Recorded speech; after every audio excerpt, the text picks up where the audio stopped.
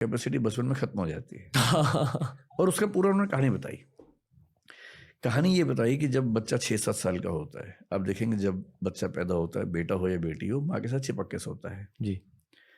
तो उसको माँ के साथ बड़ा सुकून मिलता है, उसको लगता है कि यही मेरा संसार है, क्योंकि माँ उसकी सभी ज़रूरतें पूरी करती है, तो उसको कम्फर्ट लगता है वहाँ। फादर के साथ अच्छा लगता है, पर फादर के साथ लंबे समय का कम्फर्ट नहीं है, वो कुछ मिनट का है, कुछ समय मतलब एंजॉय करने का है, लेकिन लॉन्ग टर्म इन्वॉल्वमेंट में हमेशा माँ पसंद आती है। अब 6-7 साल या 8 की उम्र के बाद क्या होता है कि बेटे को हम माँ से अलग करने लगते हैं कि अलग कमरे में सो, दूर सो। जिंदगी भर एक बेटे के मन में कुछ ऐसी फीलिंग्स ना आने लगे, क्योंकि वो बड़ा होने वाला है, करने लगते हैं कि अलग कमरे में सो, दूर सो। और वो हर कल्चर की ज़रूरत है ताकि बेटे के मन में कुछ ऐसी फीलिंग्स ना आने लगे, क्योंकि वो बड़ा होने वाला है। बेटी को वो दिक्कत नहीं आती है। तो माँ और बेटी जिंदगी भर एक साथ सो भी सकती हैं, हर तरह की बात कर लेती है, क्योंकि माँ के जीवन के अनुभव और बेटी को जो अनुभव होंगे किशोरावस्था के बाद, वैसे ही सेम होने वाले हैं। तो बच्ची माँ से ही बात करेगी। बेटा भी किशोर होगा, पर बेटा माँ से बात नहीं कर पाएगा। और बेटे और बाप में तो और कम बात होती है। तो जो बेटा नाम का जो प्राणी है ना घर के अंदर, वो इमोशनली बहुत अकेला है। वो जब बड़ा होता है तो वो अपनी बातें, specially the changes in body जो उसको फील होते हैं, बाप से तो वो कोई बात नहीं कर पाता, तो ये तो क्या ही करेगा। माँ भी इन मामलों में थोड़ा सा पर्दा रखती है बेटे के साथ, बेटी के साथ नहीं रखती है। बहन से कैसे बात करे इस तरह की। भाई अगर है बराबर उम्र का तो शायद कर ले, पर बहुत कम घरों में भाइयों में दोस्ती वाला संबंध होता है। आमतौर पे वहाँ वो सम्मान और रिस्पेक्ट वो हावी हो जाता है।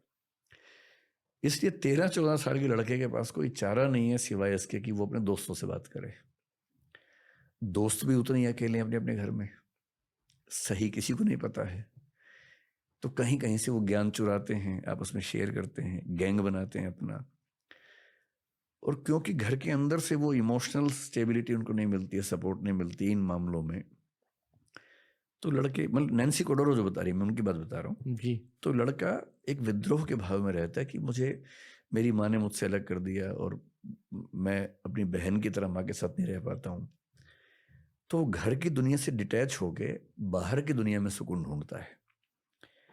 इसलिए आप देखेंगे जनरली लड़कों के लिए पैसा, रुतबा, पावर, बड़ा घर, बड़ी गाड़ी, इसकी जितनी वैल्यू है, जनरली लड़कियों के लिए नहीं होती है। क्योंकि वो घर के माहौल में अपनी माँ के साथ, पापा के साथ जितना सुकून उनको मिलता है, तो इनके लिए सफलता के मायने जनरली अलग रहते हैं। वो सफलता प्यार मोहब्बत में ज़्यादा देख पाती हैं। इसलिए आप फिल्मों में देखेंगे जब लड़के लड़की मिलते हैं तो लड़की क्या बोलती है, एक छोटा सा घर हो, तुम रहो मैं रहूं।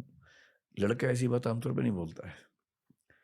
उसका सपना छोटा घर नहीं है, उसका सपना केवल तुम रहो मैं रहूं नहीं, उसका सपना है कि एक महल हो, 50 नौकर चाकर हो, 20 गाड़ियां हो, क्योंकि वो खुद को साबित करना चाह रहा है बाहर की दुनिया में।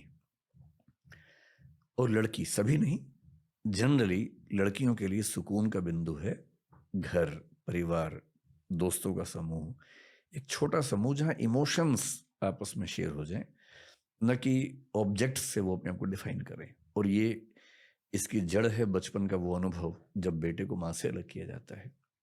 सो Nancy Chodorow has beautifully written the book titled the male inexpressiveness. मैं खुद एज अ कंटेंट क्रिएटर इसका सल्यूशन ढूंढने की कोशिश कर रहा हूँ इन पॉडकास्ट के थ्रू, कि अगर दो मर्द आपस में इमोशनल बातें करें शायद कुछ इम्पैक्ट हो जाएगा सोसाइटी में। तो करनी चाहिए, आई सही फेल्ट कि बात है। बसी भाई के साथ वो हुआ। हाँ। पर 2-3 दिन पहले मेरे एक फ्रेंड है जो अपने, उनका शायद डिवोर्स होने वाला है, तो वो मेरे से बात कर रहे थे और वो बहुत ज़्यादा इमोशनल हो गए और मैं उनके लिए वहाँ रहने की कोशिश कर रहा था और जो मेरे दिमाग में जोक्स आ रहे थे उन्हें भी ब्लॉक कर रहा था क्योंकि अक्सर आपको जोक्स क्रैक करने होते हैं अपने भाइयों के साथ, पर मैं शांति से उसकी बातें सुन रहा था। तो ये इतना मुश्किल होता है सर। आदमियों के लिए बहुत मुश्किल